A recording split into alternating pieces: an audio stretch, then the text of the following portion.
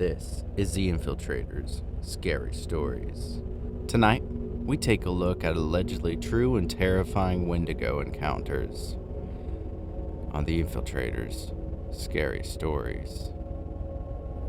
Don't forget to follow us on your favorite podcasting apps and give us a rating on Apple Podcast. It helps us go to the top of the rankings for the category for this podcast. Also, subscribe to us on YouTube at youtube.com/theinfiltrators1. That's youtube.com/theinfiltrators, the number 1. And also a quick note, I've received some complaints about the advertisements on the podcast. I do not control the advertisements. It's done through an ad server for the podcast, and whatever's on there, it goes on there. I make some money off of it, and you can skip them if you'd like, and I still get paid for them. So if that works for you, that's fine with me. But with that, here's a few advertisements, and then we'll get into the true scary Wendigo stories on The Infiltrators, Scary Stories. Unsolved Mysteries, the iconic television series, is now a podcast. All new mysteries of terrifying abductions, bizarre paranormal encounters, heinous killers, and unexplained deaths. Unsolved Mysteries is available now for free on Apple Podcasts or wherever you listen. In 1987, a former prosecutor named Margaret Kuhn took her dog for a walk in one of Louisiana's safest and most affluent parishes. The next morning, she was found dead on the side of the road, with a single stab wound in her back. She was our idol. She wasn't your ordinary district attorney. 34 years later, the crime remains unsolved. You don't give up on these cases. If Margaret Kuhn is not safe, no one is safe. And the deeper you dig into the Margaret Kuhn mystery, the darker things get. When it was all said and done, we turned over probably 25,000 pages of documentation of corruption in St. Tammany. And maybe the reason they haven't made an arrest in Margaret Kuhn's murder is because they're not looking at themselves. People just couldn't believe that something like that would happen on this street. Listen to Gone South, Season 1, Who Killed Margaret Kuhn? A documentary podcast from C13 Originals. Available for free now, wherever you listen to your podcast. The official Unsolved Mysteries podcast is back for a new season of original episodes with more disturbing and puzzling cases. It's just pure evil. Even more heinous crimes and bizarre stories that continue to defy explanation. She laid down on the grave and she started getting information. Listen to Season 2 of Unsolved Mysteries, available now for free wherever you listen to your podcasts. It seemed exactly like the movies, and it was horrific.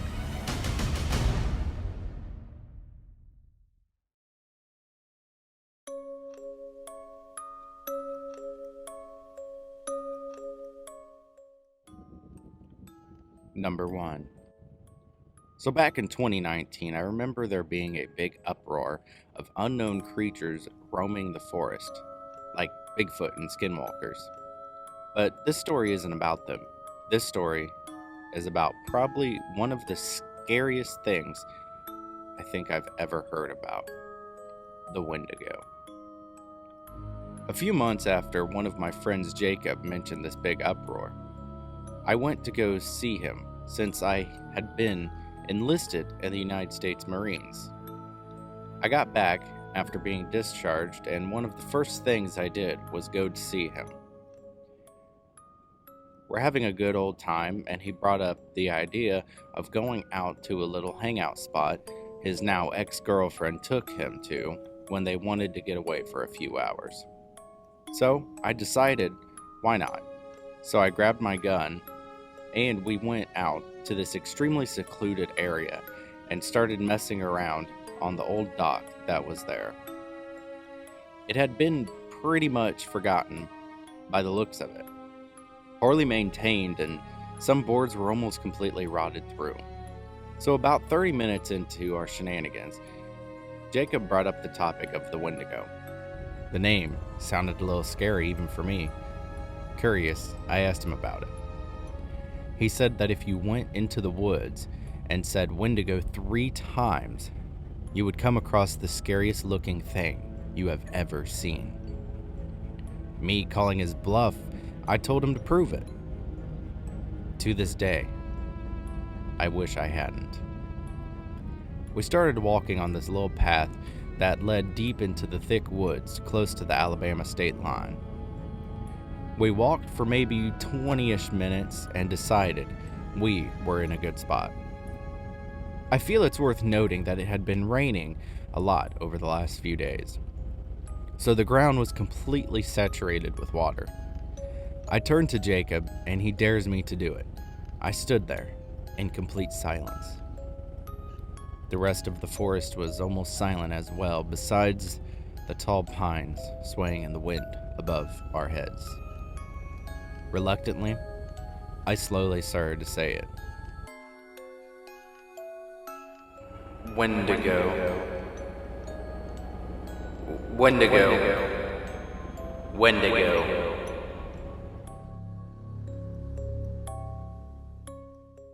And then, nothing happened. I let out a silent sigh of relief at the fact that nothing happened. One thing about mine and Jacob's friendship is that we loved when one of us proved the other wrong about something. In our friendship of 10 years, I think it was one of the first times I had proven him wrong at anything. We started to talk a little bit of shit back and forth at each other when we heard a noise in the distance. Me, still having the reflexes I had from the Marines, I immediately snapped towards the direction of the noise. I started to move closer to the noises, and then, shortly after, we saw a few coyotes running across the path, about 30 feet in front of us. I breathed another sigh of relief, but that relief didn't last long, since I knew something was up. I didn't know what was up at first, but I just knew it was time for me and Jacob to leave. As we turned to leave the woods, all of a sudden, a tall pine tree started to groan and creak as it started to come down. Noticing this, and in a moment of pure instinct, I shoved Jacob forward as the tree came falling through the rest of the branches and landed right between us. Jacob let out a cry of terror as the tree landed, and I hoped the tree did not get him. I hopped over the tree to make sure he was okay. I could feel his heart pounding like a drum as I grabbed him by his shirt and yanked him to his feet. He was still terrified and practically crying as I screamed at the top of my lungs. "Move, Jacob! Fucking move now!" I spun him around really hard, causing him to fall to his knees. I quickly got him up, and both started to sprint down the path back to the direction we came. I didn't dare to look back. Neither did Jacob. I was sprinting through the woods when a familiar sound came from behind me. "Jacob! Jacob, come quick!" It was the sound of Jacob's younger sister, Olivia. He turned and tried to get past me. The whole time, he was screaming, "Olivia!" I stopped him and said, "Jacob, look at me. It's not her. Do you hear me? It is not her." Just then, another pine tree started to buckle. I saw it just in time to tackle Jacob down to the ground as both of us were nearly crushed. I screamed to Jacob one more time, "Go! Get out of here! Go now!" As I was screaming, then I pulled my gun out of my waistband and aimed it down the trail in the direction from where the noise came. Jacob made it to the opening of the trail and turned back, and I noticed I was still aiming my gun down the trail. "Bradley, get out of here. Come on, hurry." I turned and started sprinting slowly towards him. As I made it into the clearing of a good 50 feet. I turned, and me and Jacob both saw it. The thing we had ushered into showing itself. The Wendigo. It stood about 9 feet tall, and its hind legs were dog-like. There was practically no meat on its bones. It had really skinny legs and even skinnier arms.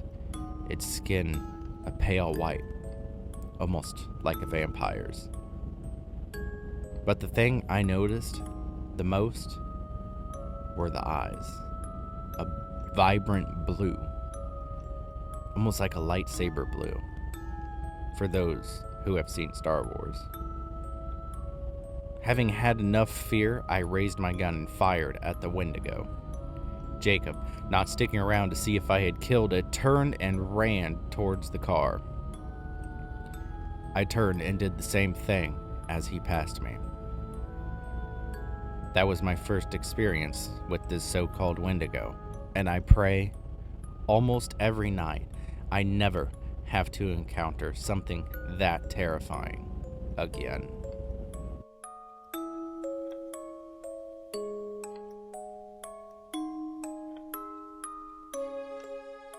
The official Unsolved Mysteries podcast is back for a new season of original episodes with more disturbing and puzzling cases.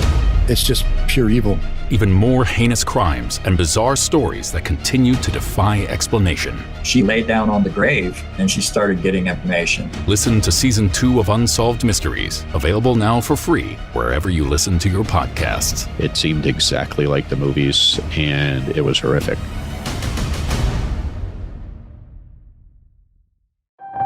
I was addicted to heroin, but I went into Synanon on October 1st, 1972, and that was the last day I've ever used drugs. You're probably wondering, what exactly is Synanon? And I guess it really all depends on who you ask. To many people, it was a religion. To others, it was a revolution. But almost everyone will tell you that what it became was a violent cult. We never start anything, but nobody is going to mess with us. Nobody. This is the story of Synanon, in a way it's never been told, from the inside out. Listen to The Sunshine Place, a creation and presentation of C13 Originals, a Cadence 13 studio, executive produced with Susan Downey and Robert Downey Jr., available for free on the Odyssey app or wherever you get your podcasts.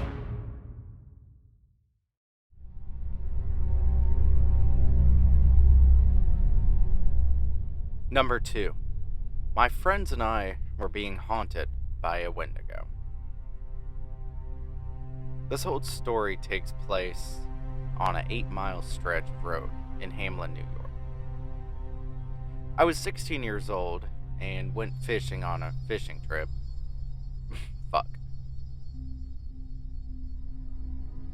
I was 16 years old and went on a fishing trip with my 4 friends, Brian, Mike, Ethan, and Joe. The fishing spot was under a bridge, 1.5 miles from many houses. The day started out fun. Everybody was excited to go fishing and smoke, and the walk to the spot went well. There were squash fields littering the sides of the main road, so we snagged a few and continued on, also grabbing corn. We got to the spot and fished for a few hours until it was 9:30 p.m. This is where shit pops off. We start out hearing dogs barking in the distance, like a wild pack of dogs, but the chances of that being a thing are low, so we consider coyotes. We soon realize that coyotes don't bark, they yip. So that's out of the window. We're all a little bit paranoid at this point, so we come to the conclusion that walking back the 8 miles and downing a bottle of rum at Brian's house was a good idea. A quarter way back, my friend Brian stops dead in his tracks in the middle of the road. The expression on his face changed from concern to the look of fear. I walked up to him wondering what was up, and he grabbed me by the wrist and pointed my hand out into the fields, and all I could see looking back at me was a pair of eyes the size of footballs. Me and Brian agree silently to keep it between us two and to not freak out everybody and end up getting split up, so we just kind of pick up the pace so everybody is forced to follow at our speed. Halfway back to Brian's house, we passed by a white farmhouse with a cornfield across from it. And the next thing I knew, it feels like a plane buzzed by, and there's about a 40-yard trail crossing the cornfield. Oh, and all the while this is happening, we hear the fucking dogs following us. I then proceed to have night terrors while drunk at my buddy's house.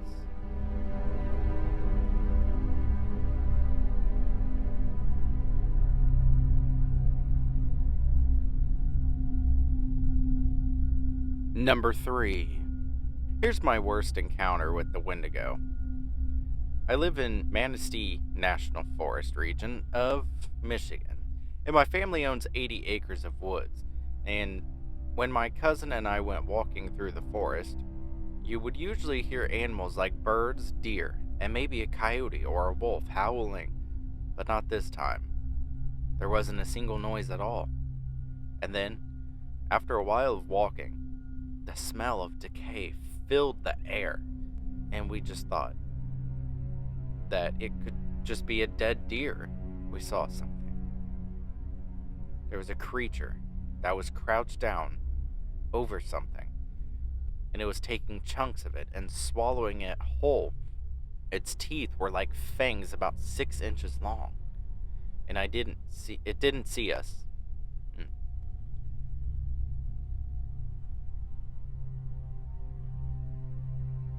The creature didn't see us until my cousin started screaming. It looked up and let out a high-pitched shriek that turned into a guttural roar. It stood up, and I looked behind me, and my cousin was already running, so I followed him. As we ran, all we could hear was its feet thumping behind us. When we got to our house and locked the door, we looked out to see, and it was in the tree line, and it looked to be about 24 feet tall. It also had no lips either. And when we were inside the house, it was still staring directly into my eyes through the curtains. Also, a really good book on the Wendigo is called Wendigo Lore: Monsters, Myths, and Madness. Wendigos are 15 plus feet tall, giant, decayed looking, gray, pale, frostbitten skin with massive claws and teeth. They have superhuman strength, speed, sense of smell, hearing, and sight. They don't have antlers, and some do. And they aren't deer, but they look similar to it in appearance. But there has been accounts of them wearing deer skulls or trying to blend in. Wendigos stink of rotting flesh, and they bring extreme cold temperatures and blizzards wherever they go. They only come out during the winter because their hearts and spinal cords are made of ice, and if it melts, they die, or rather, their physical form does. But the Wendigo spirit inhabiting the body, a person turns into a Wendigo through possession by a Wendigo spirit. The way you get possessed is either through greed and cannibalism, or a Wendigo spirit torments you until you go insane. Then when your mind and willpower is at its lowest, it will take over the furthest point south a Wendigo, both physical and supernatural, are able to go is to Toledo, Ohio. And the furthest north is Nunavut, and the furthest west is Alberta and Northern Territories. The furthest east is Quebec. A Wendigo starts as a Wendigo spirit, and then it targets people who are greedy or people who are on the brink of starvation. And the Wendigo spirit will torture and torment those victims into consuming human flesh. And once the victim has, the Wendigo spirit will possess them over their body, and the victim will go through a transformation. The victim will have ice form in its spine, and their heart will be encased in ice. Then their teeth will become longer and incredibly sharp. They will grow claws, and then they grow to an impressive size. Then their skin will darken to a gray, almost black or pale. Then the transformation is complete. They then travel the harsh, cold environment of the north, preying on lost humans.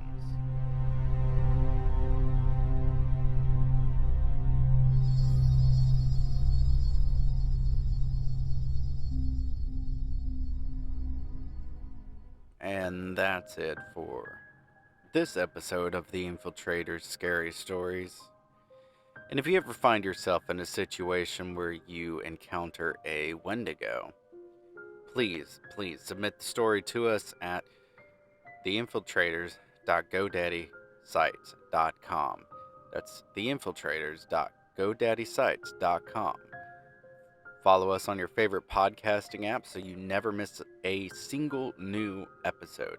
And don't forget to give us a great ratings on Apple Podcasts. It helps us go to the top of the rankings for this podcast group. And follow us and subscribe to us on YouTube at youtube.com/theinfiltrators1. That's youtube.com/theinfiltrators, the number 1. The Infiltrator's Scary Stories is written and produced by me, Zach Howcox, and is a Cobalt Radio Network podcast.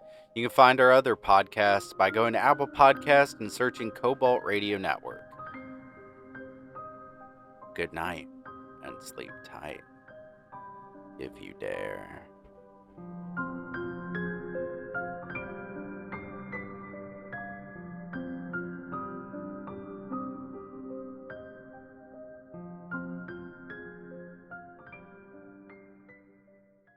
Unsolved Mysteries, the iconic television series, is now a podcast. All new mysteries of terrifying abductions, bizarre paranormal encounters, heinous killers, and unexplained deaths. Unsolved Mysteries is available now for free on Apple Podcasts or wherever you listen.